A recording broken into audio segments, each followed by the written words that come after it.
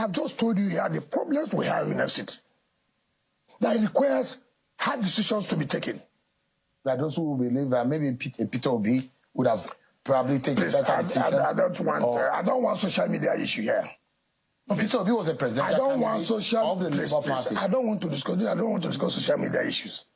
I don't want this popularity. People talk about social media. I don't like that. Peter Obi, please. I want reality on ground. I don't discuss those things, and I don't discuss about presidential candidates any longer. I discussed about the economy, the president, what he has to offer. I don't want to. If he would have been better, Nigerians would have voted for him. My country people, this one of the things we be say they cause coup. We be say something go dey happen small. like play. Ali Bongo cry, come on. Say make the help and shout, make the help and cry. Say they don't take over, military don't take over, like play. When you they pack money, when your senators they pack money, they not help you shout. You not shout, come out. One are they loot money, one are they carry money come out for country, they go other countries. When una they buy everything una need to buy for una self, when una they put una wife and una children for post, when una they spend years and years for one particular post, one the rig election, you know say make the people shout, you know say make they come to your rescue. This chicken thing where they do, just this small thing where they pinch, where they take power from you. Now you see make people shout, make people come to your rescue. Like as small country, una not fit handle am.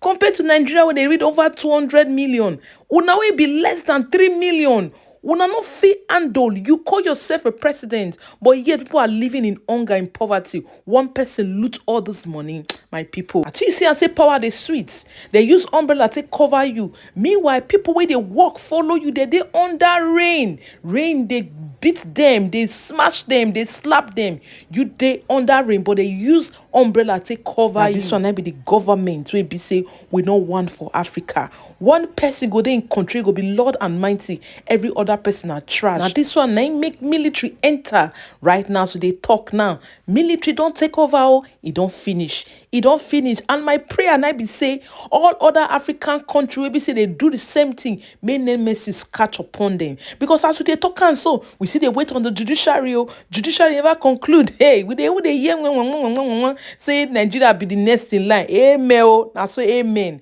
I need us to be so far more could get peace. Make we get that peace. Then be our prayer. As this one happen for Gabon, now so Angola president carry a phone. Quick call Tinubu. Say they need to talk urgently. Say they get urgent talk. Hey, my people. Wait till they want talk. Next in line. Now turn by turn.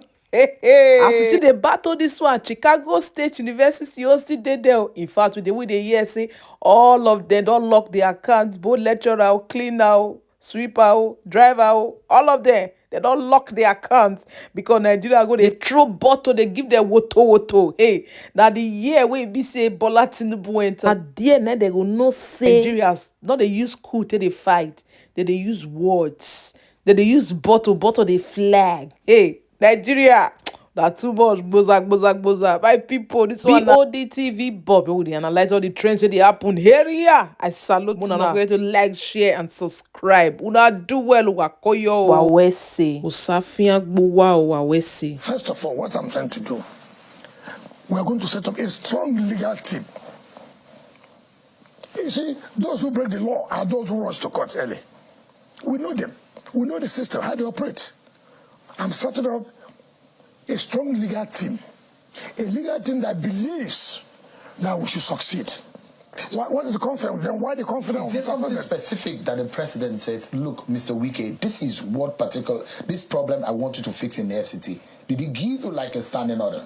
Therefore, what he told me, he places down. And I want you to bring back the city. He did not say this, let you know that, oh, he has something in mind. One thing he said clearly, I watched him when he said at the MDA conference, Mr. Landlord, I want to ride on the metro line. Mr. Landlord, I want to ride on the what? Metro line. I remember before my appointment, when I had a privilege to discuss with him, one of the things unknown to me, that he was going to send me to FCT. He said, look, look at this and this, look at the metro line. It didn't occur to me that it was a hint. I thought we were just having a general a discussion. But he now said at the NBA opening conference, Mr. Landlord, I want to ride on the metro line. For me, is that not a directive? If a project is that... Is that possible? Of course it's possible. How soon can that happen? First of all, I've approved for the payment to the contractor, and I've told the permanent secretary and the director of treasury this money must be paid latest on Thursday, which is tomorrow. I just do. And then I've called the company. 8 months I need it. They said, look, with the funding, they're going to go.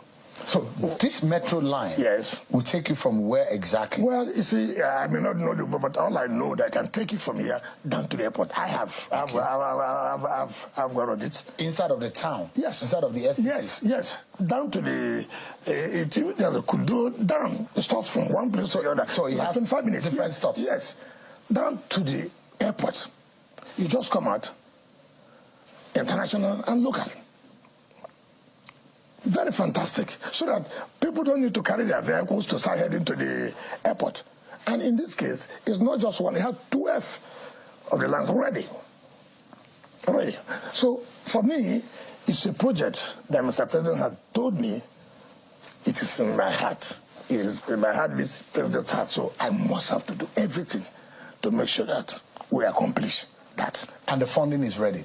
The funding, yeah. The problem we're not having is operational cost. The bill they give, I think, is very astronomical. We cannot do that. So they are discussing with us tomorrow. We are going to reschedule the operational cost, so that it's not just that it's ready.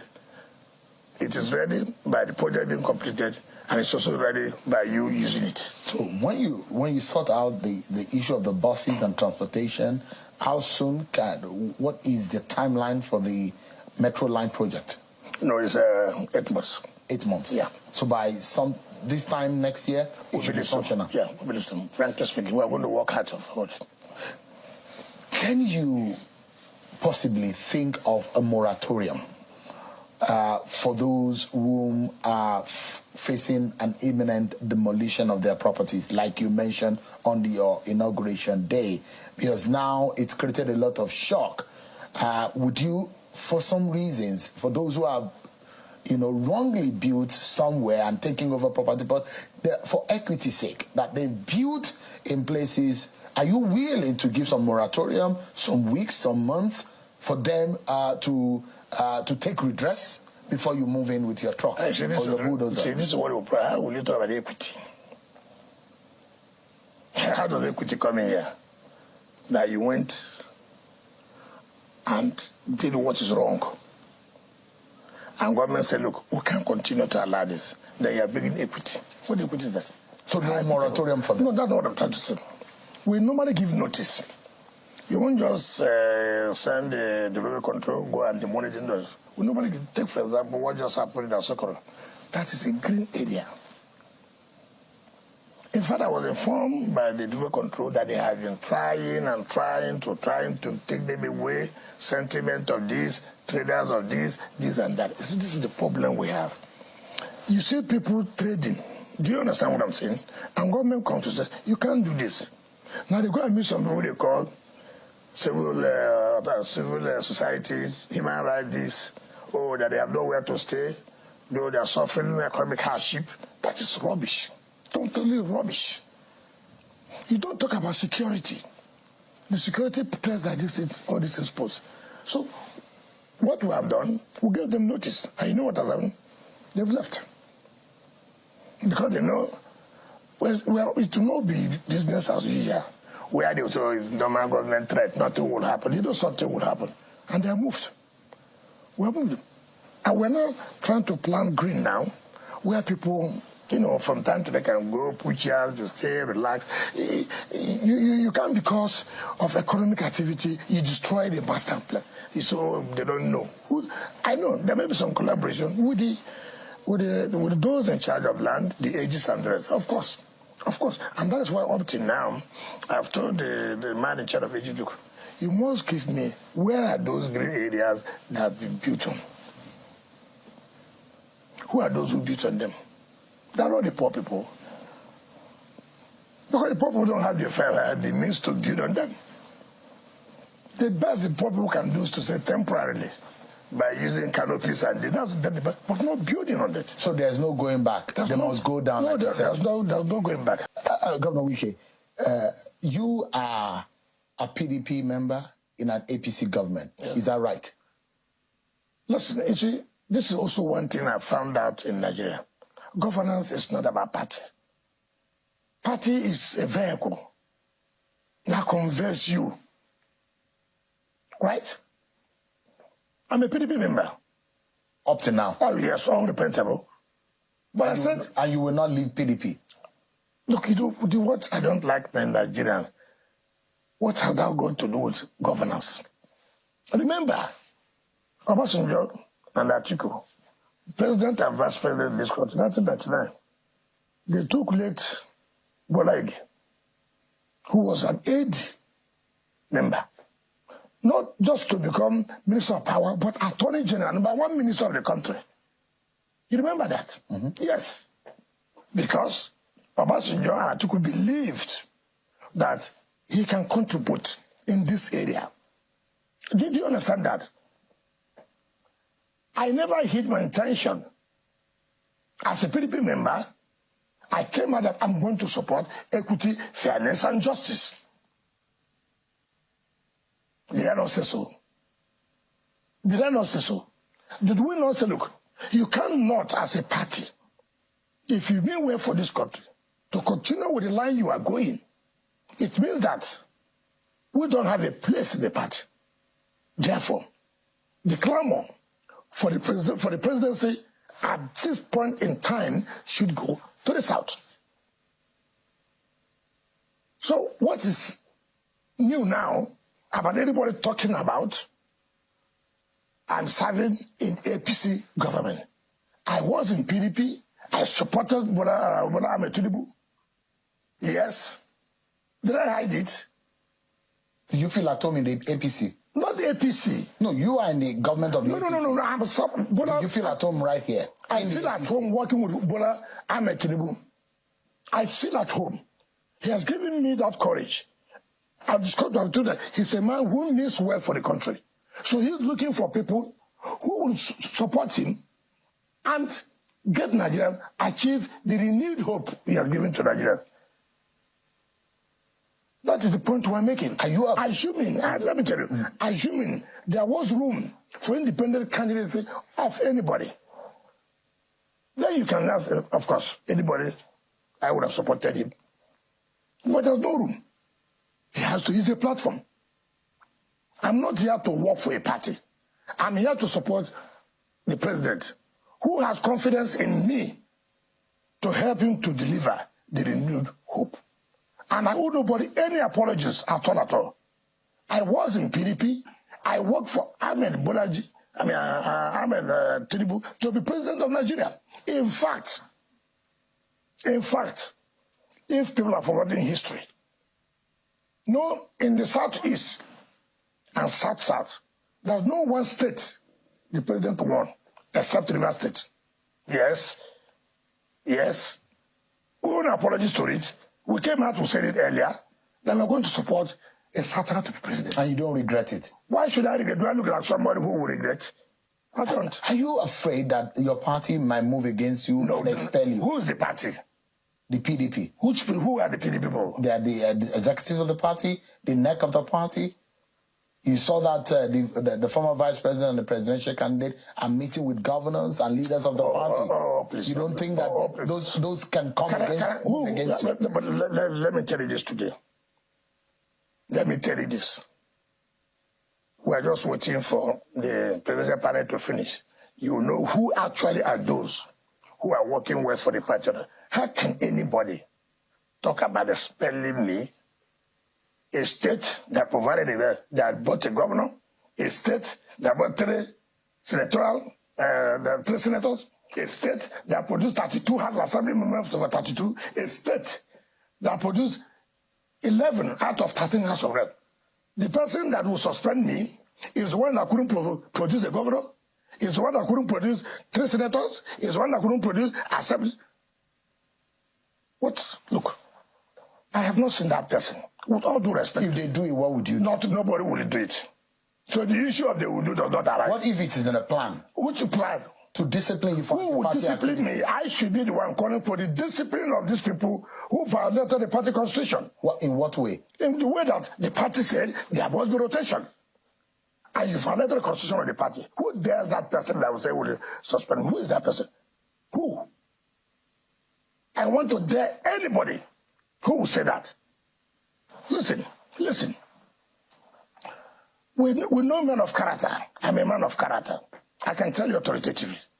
What happened? This government, what the press was saying was not what I said. I never said PDP governors nominated ministers. I never said so. I said that this government wrote to all the governors of PDP and APC to nominate people for appointments. That's what I said. To nominate people for appointment, 10 person, 13. Yes. And I said, PDP governors nominated people for appointment. Appointment is appointment, both as board, both as commissions. Right? I challenge anybody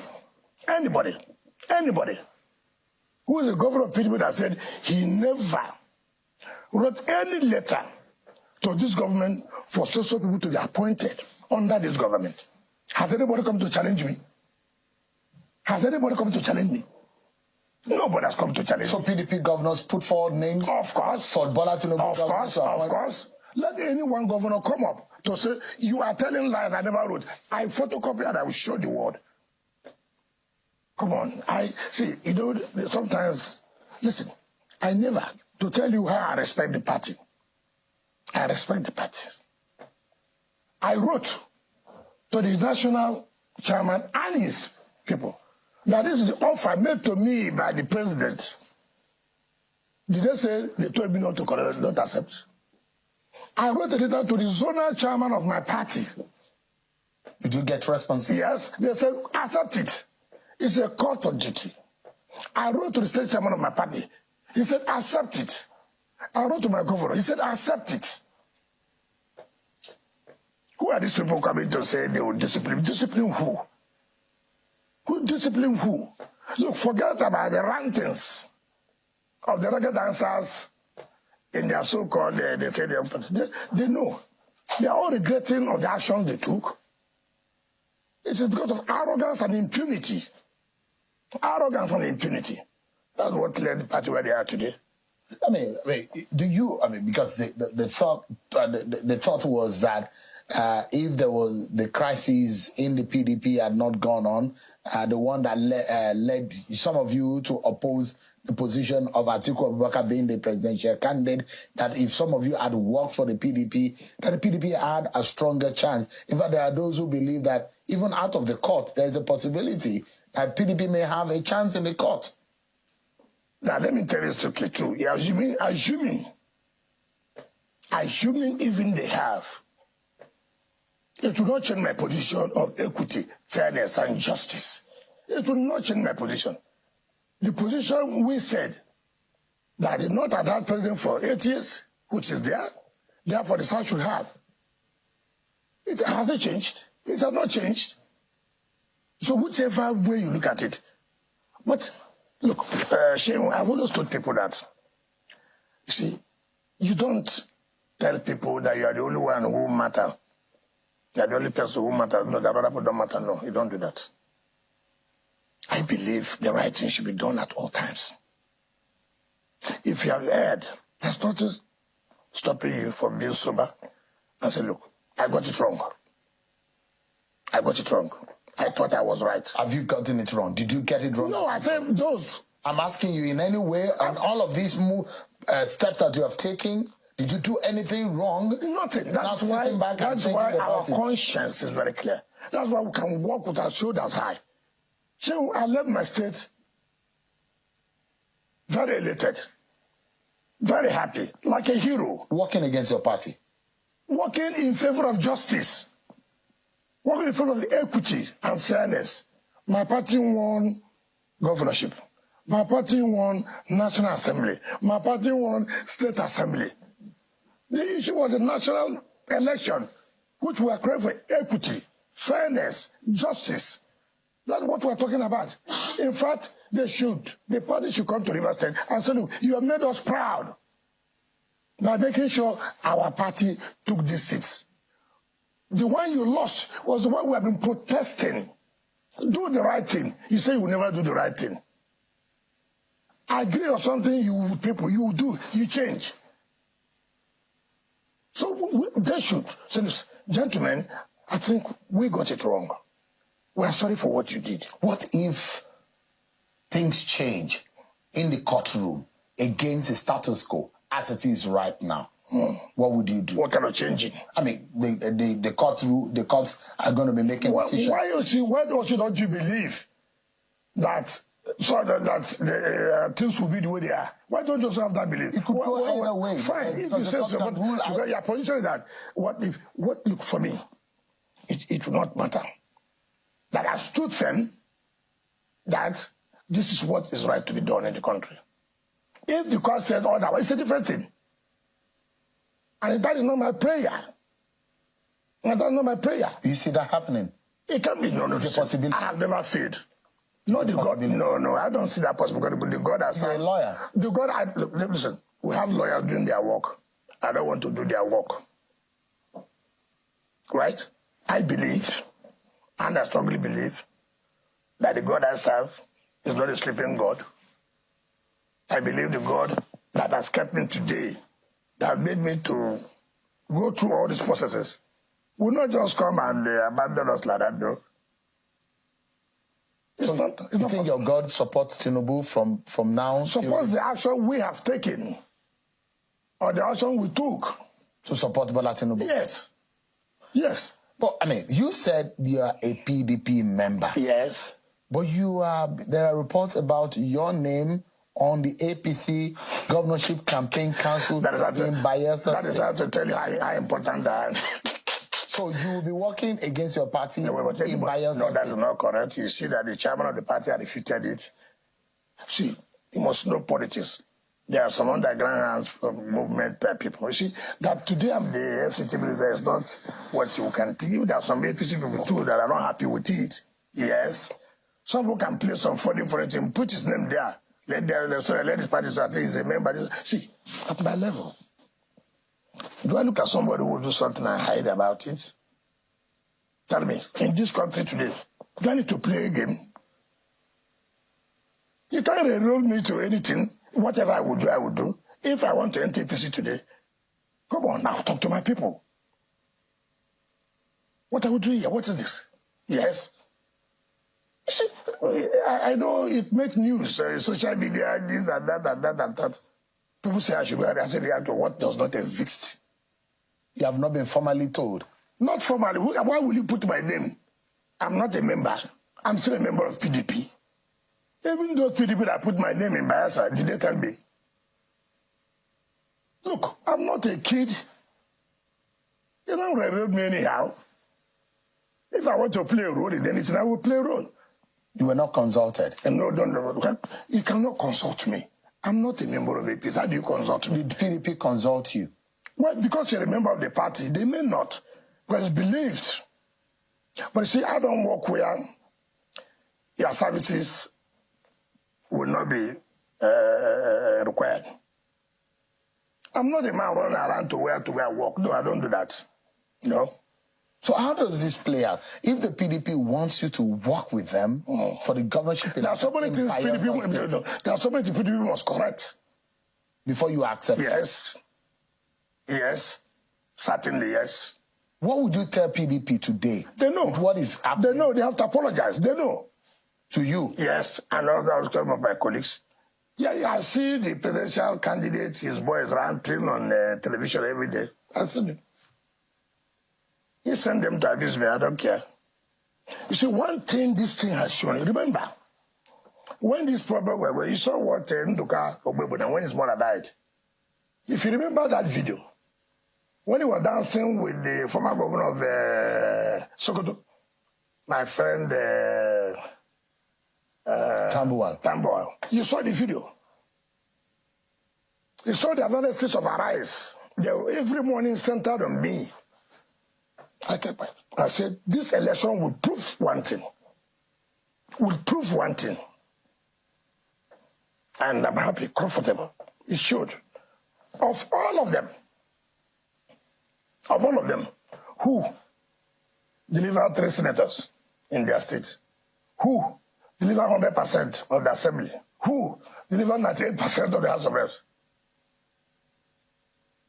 Ask them. Today, I said, they had their media arrest every morning, was centered on me. I kept quiet. I told our people, don't worry yourself. The end will justify who is important, who has electoral value. Not media value. I'm talking about electoral value. Not that you have a media house to insult somebody. Now look at it. I am proud. Finished well as governor. Did very well. My people gave me a heroic welcome. Yes. I delivered our candidates, yes. I delivered the candidate that I said would stand for justice, equity, and fairness. I gave them, yes. So I was happy. Very happy, man. Very happy, man. Is the Ganduje-led APC wanting you to come to the APC? I have not discussed anything of that. Nobody has also approached me. But they are thinking that you will come to the APC. I don't know where you are, where they are thinking. I heard that they may want you to come to the APC. You are the one telling me. Yeah. All I know that I want to support Asuwaju to finish well. But being a member of the APC, don't you think that it will help your support from him? What support? You say you want to support Asuwaju? I've told you that is, you see. So being a member of the APC, since you are not... It does not. Was I in the APC when the PDP, when the APC won the River State? Was I a member of the APC when... If the president sits... Does it not tell you that if in the whole of the Southeast and the South-South, the only state that the president won, Rivers, does it not tell you something? It tells you those who are in charge. There are those who say that it's not your doing. No, please, we are talking about the fresh animal, the mentioned crab. Let us be sincere, let us be serious in what we are talking about. Look. So, look. Asuwaju never had one poster in Rivers. The president, yes. Ask any APC man that said he put up Asuwaju poster one day. Ask. I don't like to talk about some of these things.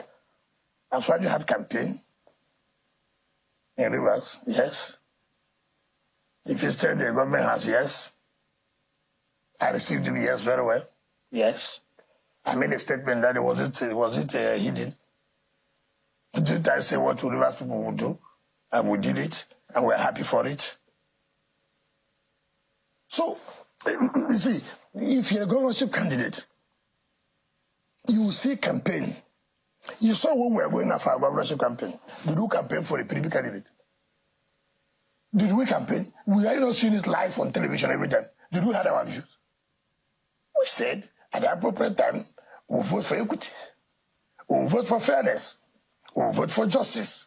And we have voted for equity, fairness, and justice. And we owe nobody any apologies at all.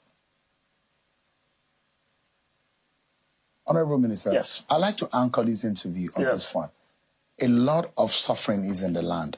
There is economic hardship in Nigeria. The situation is dire. Yeah. This government has also said that things are bad. Yes. What would you tell Nigerians? What would you tell Nigerians today as regarding the situation of the country and the kind of hope that they have for their future? Yes, let me tell you. You know, this country must learn very well. I have never seen a country that believes in miracle. Nigeria believes so much in miracle. Miracle. Maybe because no, it's not true. You are part of the problem we have.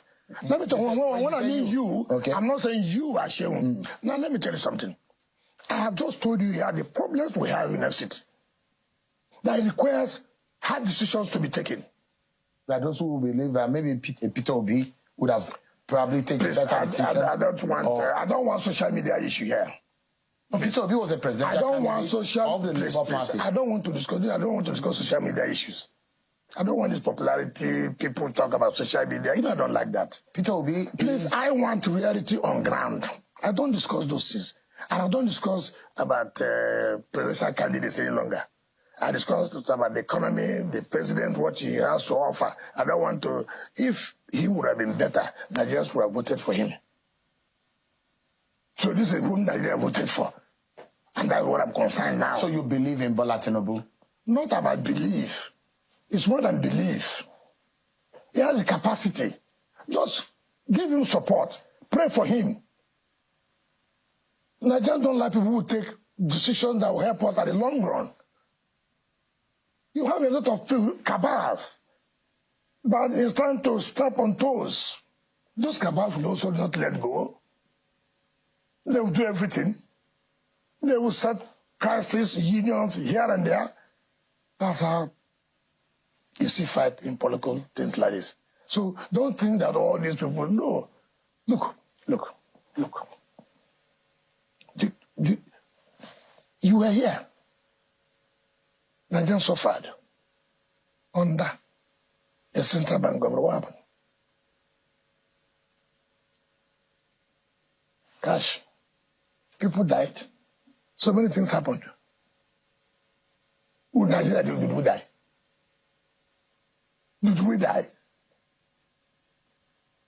Why not give the president the chance? Give him support. Change our attitude. Our mindset is so bad. We already have a mindset.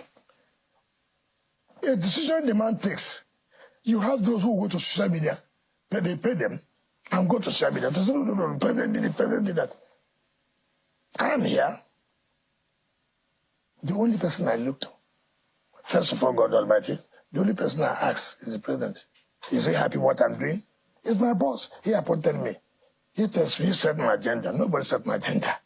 He gave me the template. This is what I want in Abuja. We start this morning with news out of Gabon, as 12 Gabonese soldiers have appeared on television saying that they are in control of the country. They have also announced that they are cancelling the results of the country's recent election and dissolving all the institutions of the republic. It comes hours after Gabon's electoral body announced President Ali Bongo, who had been re-elected for a third term in Saturday's general election. He's said to have won with 64% of votes cast. Mr. Bongo's reappointment would have continued the family's 56-year grip on power of the resource-rich but poverty-hit nation.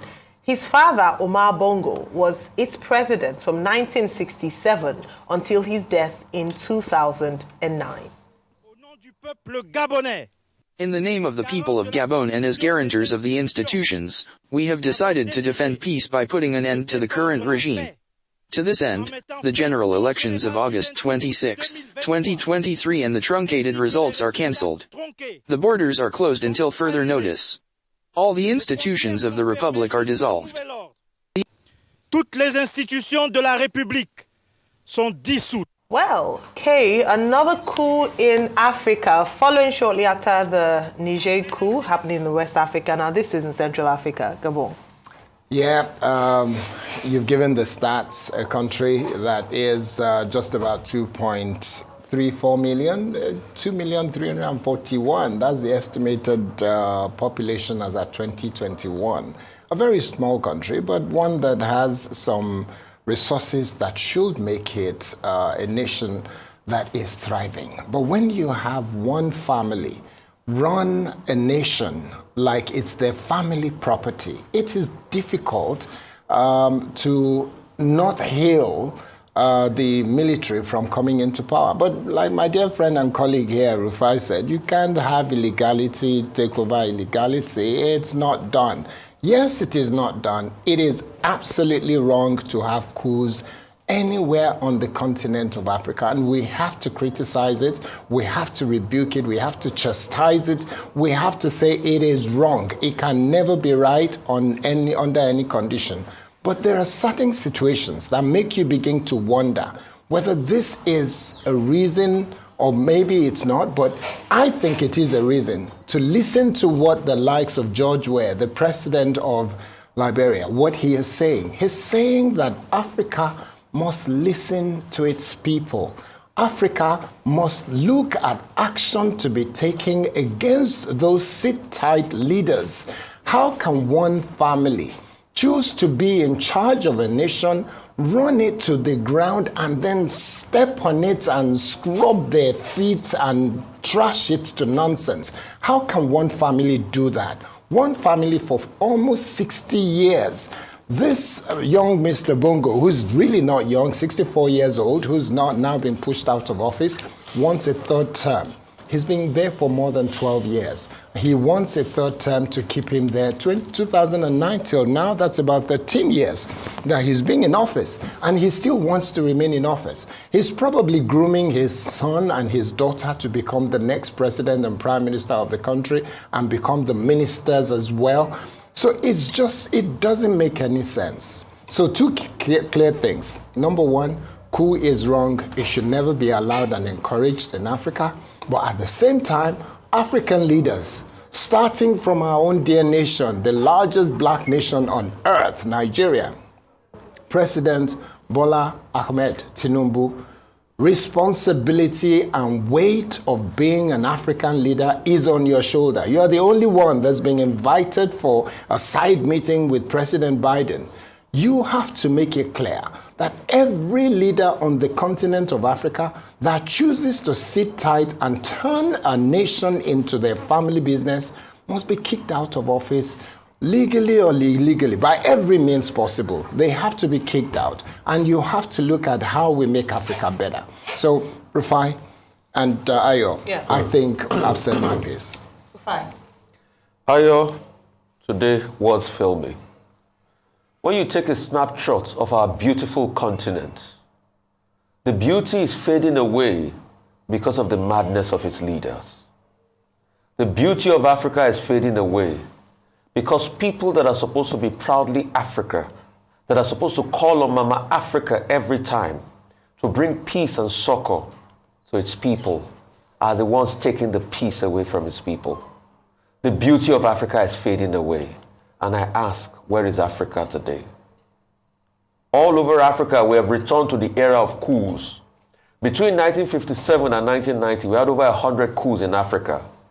In the space of a couple of months now, we've had 2 coups.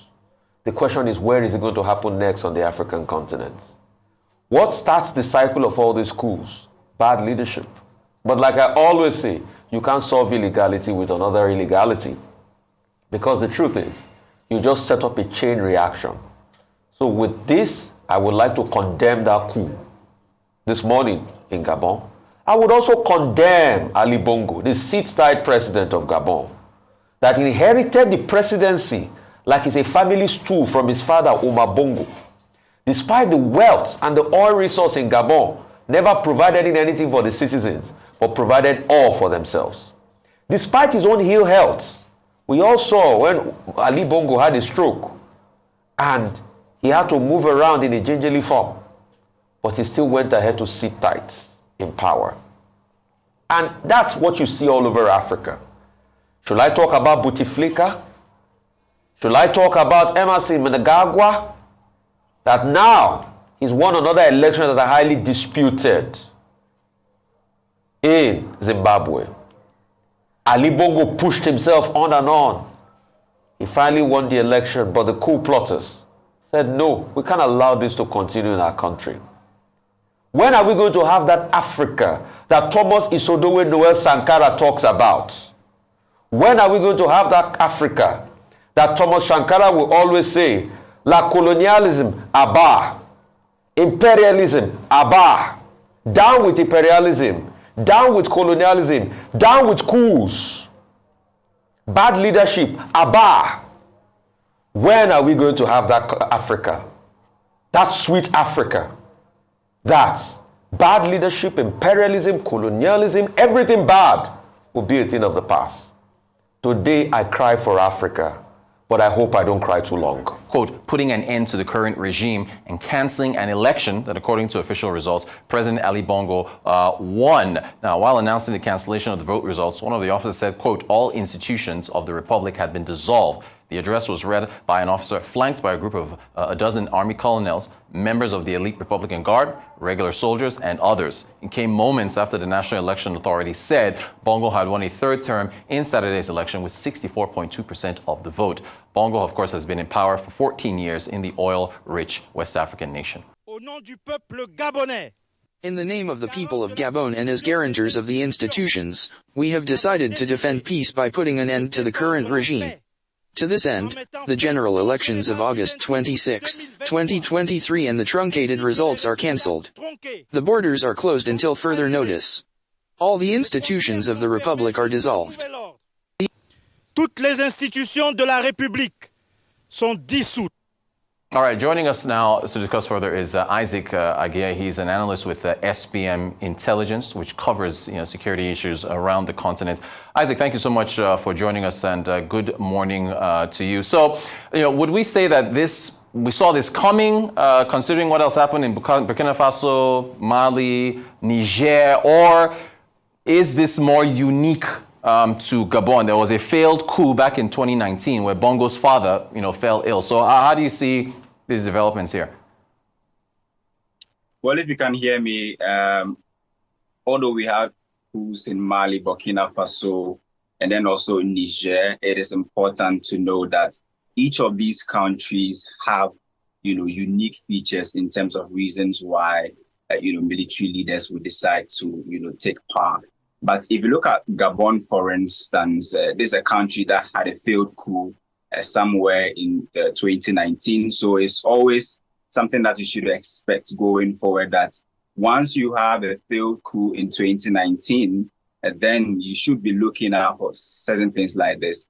In Niger, Burkina Faso, and Mali, there's, this, a complaint about economic challenges. It's the same thing in Gabon, but in Gabon, the baseline factor here is that, military leaders and sections of the people are not happy with the outcome of the just ended, general election, where they have actually termed it as an election that was not transparent, an election that lacked international observation, an election that, internet was actually cut, power, and all of those things. So although we've had, coups across the sub-Saharan African region, 8 of them since 2020, it is always important to note that what is happening in Niger is a bit unique, it's a bit different, because it's a country that just went to the polls about 48 hours ago.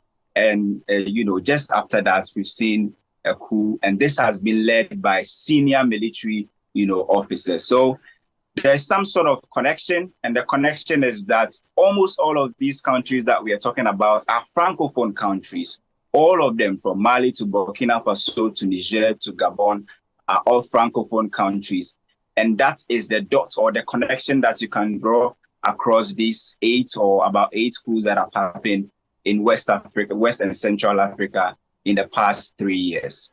When we look at the economy of Gabon, this is a nation that's blessed with resources, oil-rich.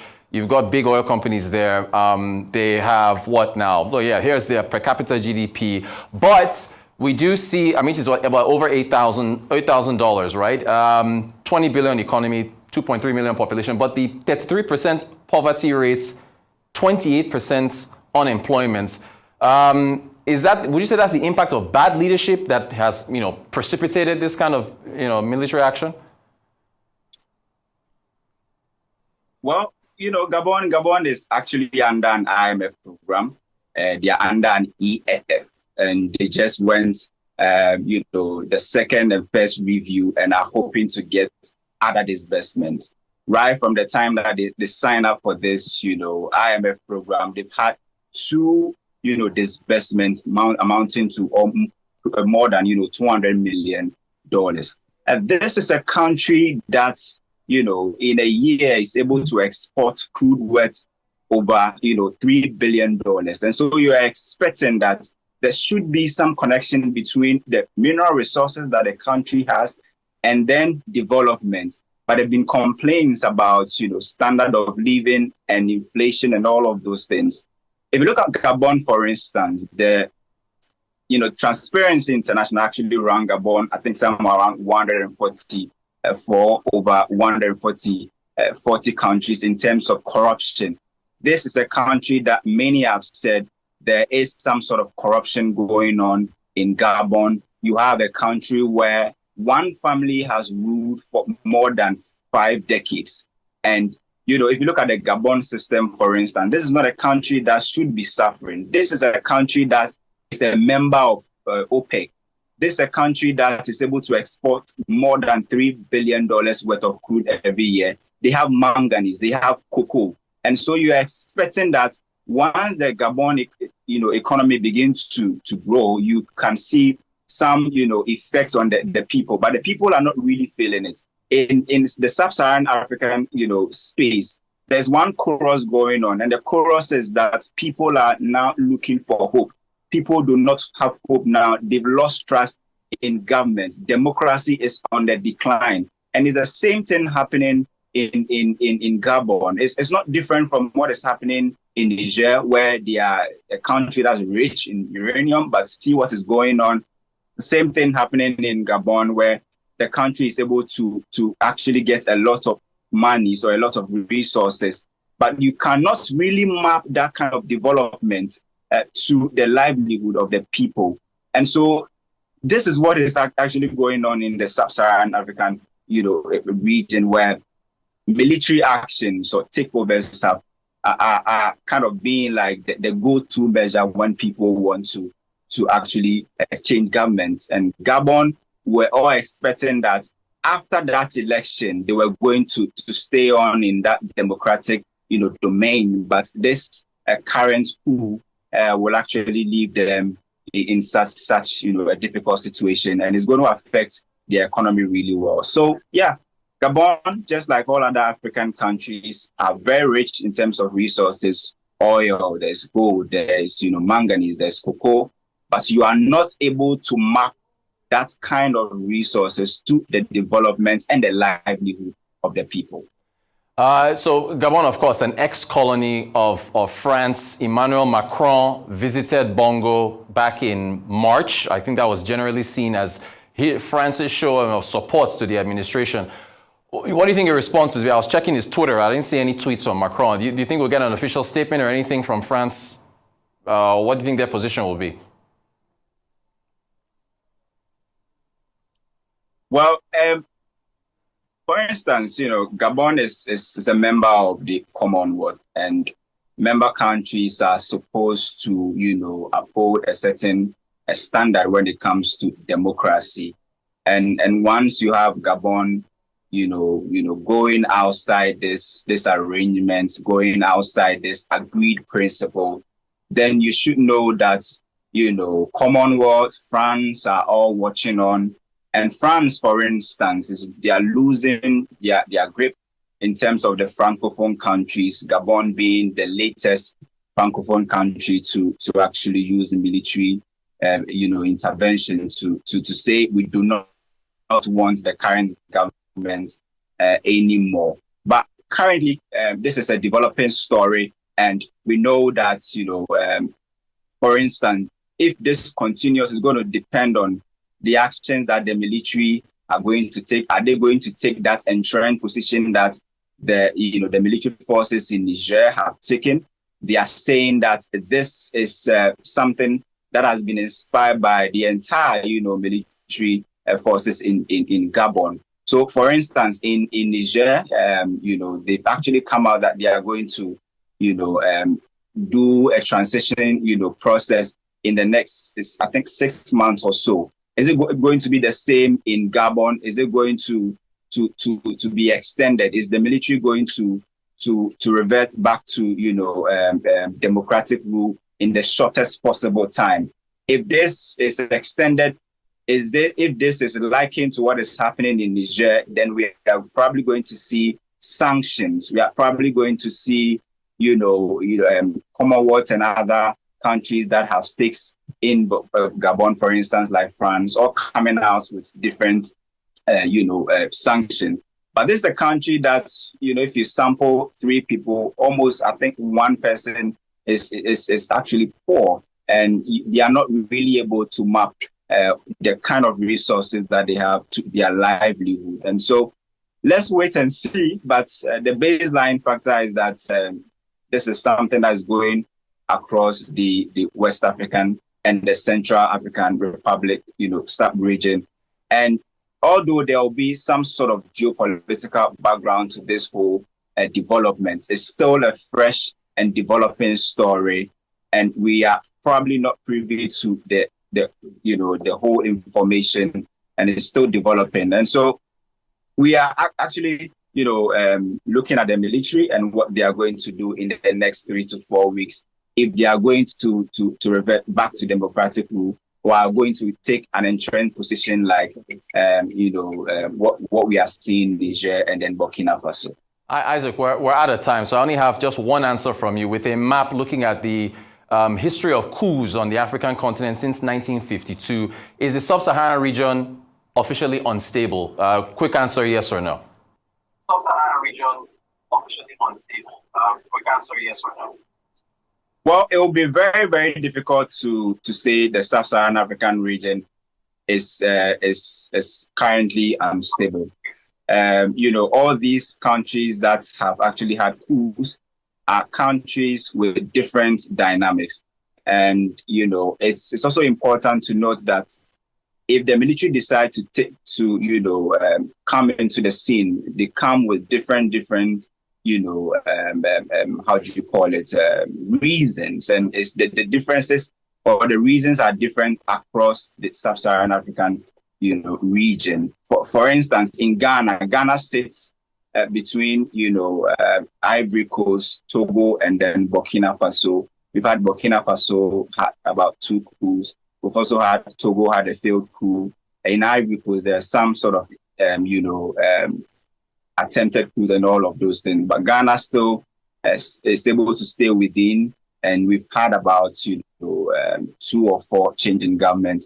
And so it will be difficult to declare the entire region as unstable or the entire region as one that has been overtaken by military forces. So it's important to actually analyze each of these countries as a different entity to all the other countries, and then look at the reasons why some of these the military are actually given in terms of why they have to take power and why they are not happy with the current situation. Tell them to make noise. For the people here have arrested me and my family. My son is somewhere, my wife is in another place, and I'm at the residence. Right now, I'm in the residence and nothing happening. Nothing is happening. I don't know what's going on. So I'm calling you to make noise, really. I'm thanking you. Thank you.